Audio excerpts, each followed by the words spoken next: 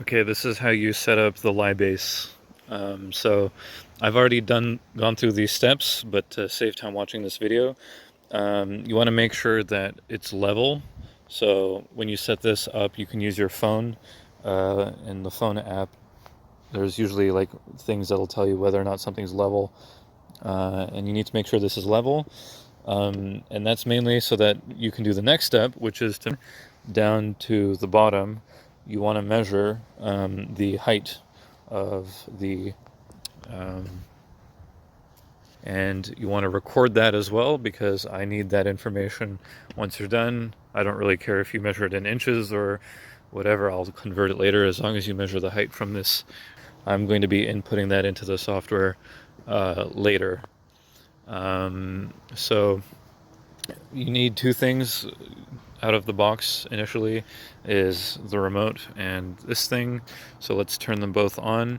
Now this isn't the tripod that you're going to be using. You can see it's kind of shaky. This is no good.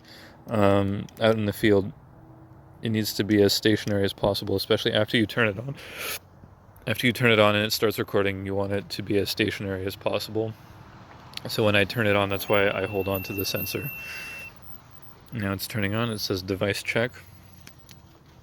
Here it shows you the percentage of each battery. Right now it's good, but you definitely want to charge it before you go out into the field. Now I'm turning on the handheld device. I think it's called an LB1. It's just like a normal Android tablet. Press and hold the on button to turn it on. Now I open it, I go into Live Survey.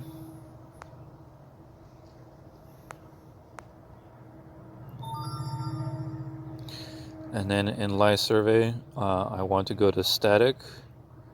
Right here, this is the second. Device connected. Don't worry about that. So you can see it automatically connected through Bluetooth. And I keep this always next to the remote. I'll often keep the box next to the GNSS base.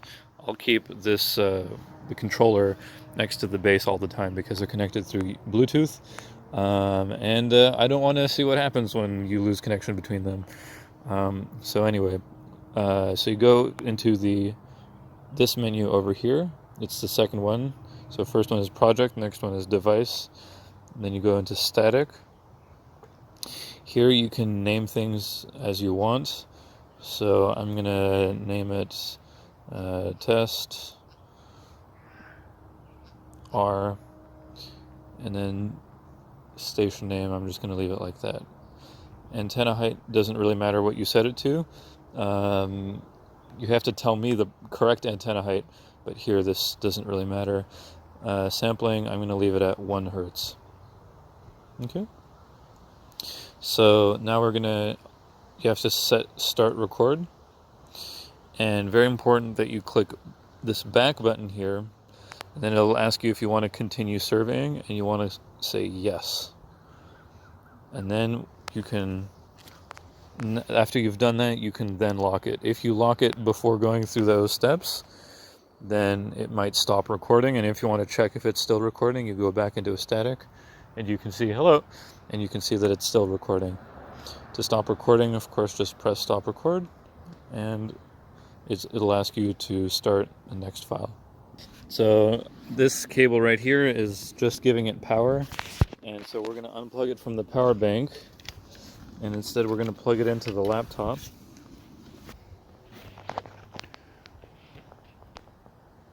Actually, you get to see how much space is left in the GVI disk.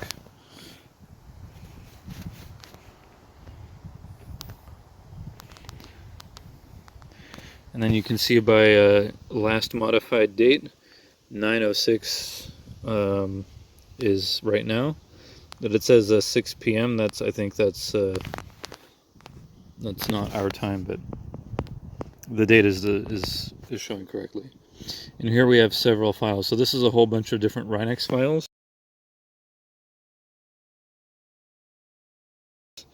And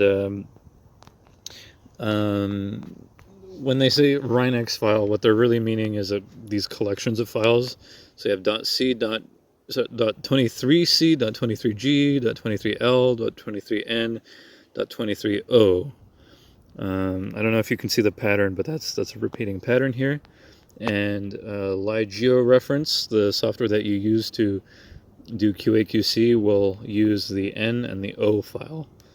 And so as you get more and more of these files, you want to make sure that you're renaming them in such a way that they're like, rename them in such a way that you can line them up properly.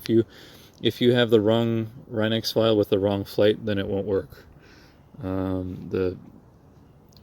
Thankfully, LiGeoReference will tell you that it couldn't find a matching rinex file.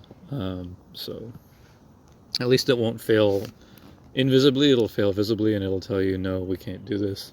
We don't have the right rinex files. So yeah, it's a much easier way of getting the rinex files is just through here, just by plugging in through that. And then to record a new one, you have to go back into that remote. It will not record stuff passively. You do need to set it to record off the remote. Okay, that's all I wanted to show you.